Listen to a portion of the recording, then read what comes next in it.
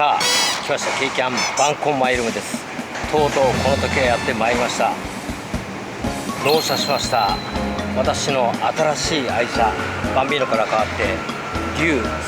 350になりました。こちらはですねキャラバンベース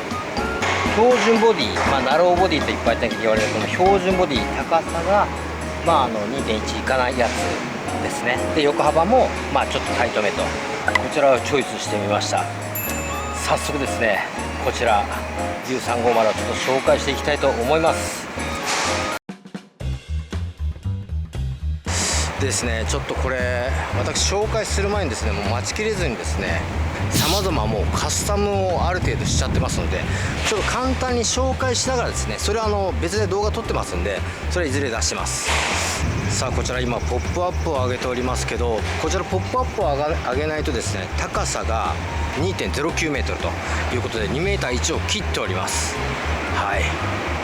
駐車場を入れる場所が格段に変わってきますので、こちらの車のすごく気に入った場所の一つです。ポップアップをですね上げると上にケイキャン同様ですね就寝スペースができるという感じになっております。まずですねこの車両サイド左右両方とも開く仕様になっておりまして、こういう風に開くと。で反対側も開きます。でもともとスモーク仕様になってたので、このガラスはあんまりこう中見えないみたいな感じになってて、これ非常にいいかな。キャンプ場とかではいいですよね。そしてよく網戸つけてる人いるんですけど、私はちょっとこのバイザーにしました。バイザーにしたのにちょっと意味があってですね、クーラーをちょっと中に常設しておりますので、その排気用にこのバイザーにしたと。ちょっとお気づきの方いらっしゃるかもしれないですけど、これはですねもともとは15インチの、タイヤだったんですけど、これを16インチにサイズアップしまして、ちょっとですねこうブロック目のごつい感じなんですけど、グリップマックスっていうところが出しているタイヤでして、16インチですね。で普段こういうホワイトレター系のタイヤってよくあるのがロードノイズがちょっとうるさいみたいな部分があるんですけど、これはそのロードノイズにもある程度軽減することを考慮したタイヤです。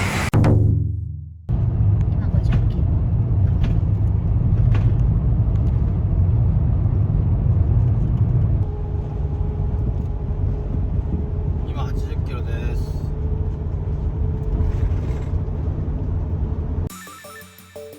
こちらに、これは自分がかっこいいなと思うような、ロゴをちょっと貼っております。でこれですね、はい、こちらの方をつけて、タイヤをタイヤを上げるわけにはいかないので、高さに超えちゃうので、上げてる風に遠くから見たら見えるようにちょっとこういう風なものをつけてみました。いかがでしょうかね。そしてですねこちらの方にサイドウォーニングがついております。かっこいいなと個人的には思いました。でここにですねリュウのロゴがありますね。この車リュウ350っていう車です。でこの反対側のこちらのドア、こちらのドアをですねメインに基本使うんですけど、これですね購入した時に非常にラッキーだったのがオートクロージャーっていうのがついてるんですね。これ何かっていうと、キャンプ場行ってバーンって閉めると音うるさいですよね。それが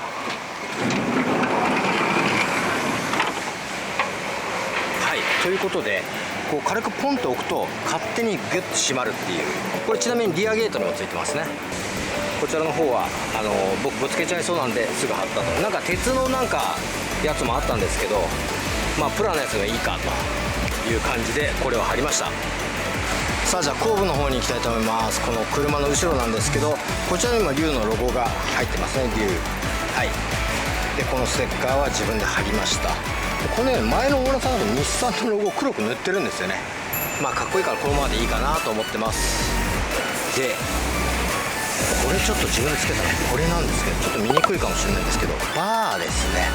上げる時にここ持ったり閉めたりする時ここ持ったりするのがちょっと嫌で、はい、こういう風にバーを持っ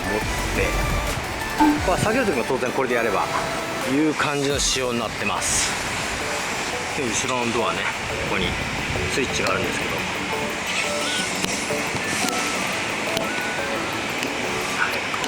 車内あとでちゃんと見せますけど、あとはこちら網戸ですね。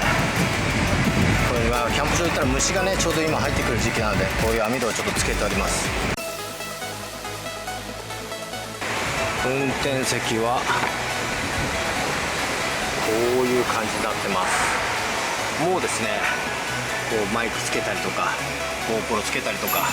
相変わらずの装備はちょっともうすでにしちゃってます。やっぱちょっとですね、これ車に乗るときですね、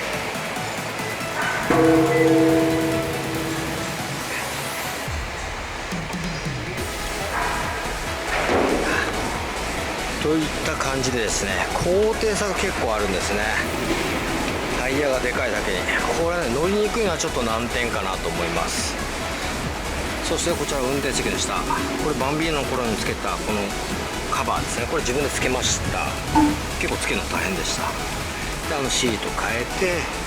足置きですね、足置きはこんな風にしてます。運転席今こういう風に運転シートになってるんですけど、元々の柄はですね、分かるかな、こういうやつなんですよね。こういうシートをかぶせてですね、黒の統一感を出すという感じにしてます。ちなみに前は3人乗れます。助手席、真ん中席、運転席と。こうやって倒すことによって普通に物置にもできると。僕乗り降りしやすいんで、僕はちょっとこういう風に上げちゃってますけどです。さあ、そして運転席なんですけど、こちらナビ標準でついておりました。これはちょっといずれ大きいサイズに変えたいかなと思います。でこの車はキャンピングカー仕様だけにここに変なスイッチついてる。これをつけるとですね、ナビついたの分かりますかね。はい、という感じでですね、エンジンを切っててもテレビが見れるみたいな仕様になってるっぽいです。そしてこちらのドラレコなんか丸いこれついてるんですけど、これはですね、360度カメラがついてて、こう画面が4画面になるみたいな感じの、ドラレコでして、いいかなと思ったんですけど、これちょっとあんま良くないですね。いずれこれも動画でちょっと上げたいと思います。1個いいのはですね、ここカーテンが最初からこうレールがついてるんですね。なので最初からこの後ろのそのカーテンを前に回してですね、目隠しができる。だシェードいらずと、キャンプ場行ったらこのカーテン標準でついてるので、これをシャッとすれば隠れるというですね、非常に親切設計でございました。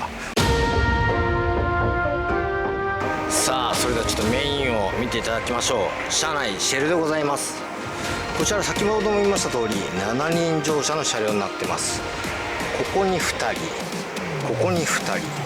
前に3人ということで7人乗車ですね。この椅子がですね、後で見せますけど非常に便利な椅子でございまして、レイアウトが自由になるというような椅子でございます。で今ここにですね、エコフローの Web2 です。これ以前いろいろありましたね。スターホンダ壊れたとか本当あったんですけど、とうとう新品が来まして、今は元気に稼働しております。でこの Web2 に関してはですね、本当にいろんな方にもご心配いただいたんですけど、なんとエコフローの方からも何回も電話があってですね、すいませんでしたと、猫の毛とかさすがについてたんでね、で大丈夫ですかみたいなことをいろいろ気にかけていただいて、今回はですね非常に軽快に動いております。でちょうどですね位置ここに想定したのでぴったりなんですね。私ですね、この Web2 をこの車にも常設しております。で排気をどうするかっていうとですね、この小窓を開けて、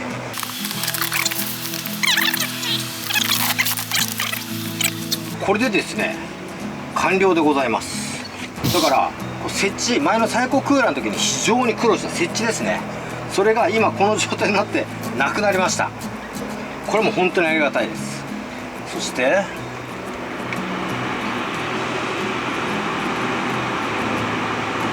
このバッテリーもですね、新しく、Web2 に対応したやつに交換していただきまして、なんとですねこのリュウ350はエアコン装備車両です。涼しい空気出てきた。気持ちいい。でこれもちろんお家で使ってる時、私お家これマイルームとして使ってますので、家で使ってる時は外部電源を使ってですね使用しております。なのでこれはもう大活躍中です。今のところ壊れるとかそういう不具合は見られません。まだでもね、正直2回ぶっ壊れてるんでちょっと心配だなっていうところはあるんですけど、まあ何かあってもサポート必ずしますからという優しいお声掛けをですね、エコフローの方からもいただいておりますので、使っていきたいかなと思います。1点難点があるとするなら、ハイエース並びにキャラバン完全に冷やしきるにはちょっと時間がかかります。っていうのも、走った後に車って熱を持ってるんですね。でアンコンも、まあ、どの車もそうだと思うんですけど、熱ってこの車の外装の下、エンジンの熱、マフラーとかの熱ですよねが、マフラーの熱のやっぱ熱さの方が強いので、ちょっとまあ時間かかるかなといった感じです。はい。一点この Web2 で言いたいというかあるのが、こうアプリを接続することによって、このドレーンホース、こちらですね、見えるかな、これです。この水落ちちゃったドレーンホースを僕今後ろにつけてるんですけど、これで常時水を外に出すように僕はしてるんですけど、毎回アプリで、外部排水みたいなボタンを設定で押してあげないとそこから出ない、気化熱でどんどんノンドレーン方式で、デフォルトはなってるので、毎回設定をそこしないといけないのがめんどくさいなという感じですね。それしないとなんかこの辺から溢れちゃうみたいな感じにどうしてもなっちゃうので、もしくは止まって冷房が止まって送風になっちゃうみたいなことになります。なので、毎回設定はしましょうと。設定するのはめんどくさいよということですね。さあ、じゃあ U350 の説明に戻ります。いいなと思ったら、このボタンがねちょっと可愛いというか、これは何もないんですけど、ここ本当はインバーターがついてる車だと、ここはインバーターのスイッチらしいです。今 12.7 メイン、12.9 がサブですね。これメインバッテリー、サブバッテリーが出てる感じになってます。で電気、これが主電源ですね。でこれがこの電源ですね。でこのスイッチが天井のスイッチですね。こういうスイッチですね。そしてこのスイッチが上用です。さらに天井ですね。FF ヒーターがここにあるんですけど、今出口ちょっと僕塞いじゃってるんですけど、出口はですね、ここにあります。 FF ヒーターの出口がギャレーでございます。ちょっと僕今物置いちゃってすいません。ギャレーになっておりまして、で若干もうカスタムしちゃってるんですけど、外から見た目隠し、これまたいずれ動画にしますけど、こういうものを貼りました。最初はなんか有効ボードつけようかなと思ったんですけど、なんか有効ボードもピンでガタガタうるさそうだなと思ってですね、こういつでもこうスッと取り出せるみたいな感じになってるのがちょっといいかなと思ってます。そして私のメインルームはここですね。はい、これを椅子にして、マックをここにして、ここで僕は普段過ごしてるという感じになってます。まさにマイルームですね。だからバンビーノ乗ってた時はもうここだけの状態だったんですね。さらにそこにこういうスペースができましたよという感じになってます。一番この車で気に入った部分を紹介します。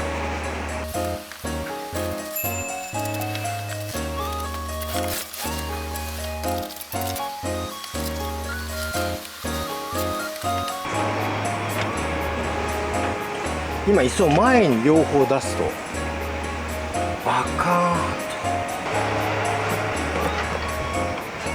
と見てください。お部屋が広くなるんです。これすごくないですか。これもちろん今前に寄せましたけど、後ろに寄せて荷室を広くすることもできます。ちょっとそれもやってみますね。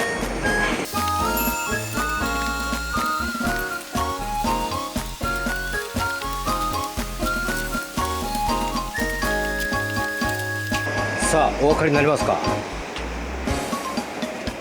つまりですね、荷室がこうやって広くなるんですね。はい、全然あぐらをかいて座ることもできます。この状態でバンビーノちゃんよりも広いです。という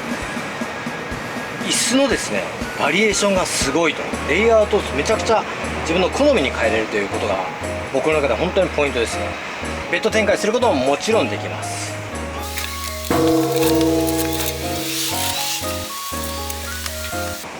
はい、スペースをどんどん拡張したりすることができるというのがこの竜350の面白いところです。ちなみに私の普段のレイアウトは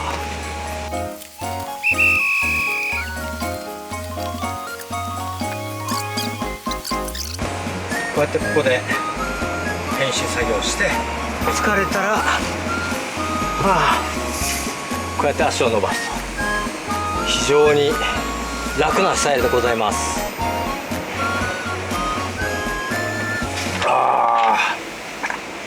冷蔵庫完備なのでどこでも快適です。ここが私の普段のデスクですね。さあ、そして最後に竜の収納なんですけど、実は収納はあんまないです。ここでこの下ちょっと狭めですけどね、ちょっと挟んじゃって荷物が入っちゃってるのあれですけど、あとこの引き戸、これが一番大きいですかね。でこの下は電装系が入ってます。はい、といった感じで、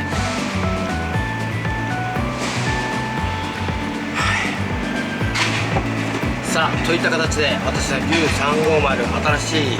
キャンピングカーです。これからですねこれをいろいろカスタムして、最高カスタムをしてですね楽しんでいきたいと思います。あとですねいろいろ他にもやりたいことが実はこの車残ってまして、例えばリン酸鉄リチウムイオンバッテリーではないんですね。これ鉛バッテリーで動いてます。でインバーターをついてません。なんでインバーターついてないのを買ったかっていうと、実はちょっとある計画がございまして、それやってみたいなと思ってたりですね。で D350 実はもうこれ製造されてない車ですね。アネックスというところが製造してまして、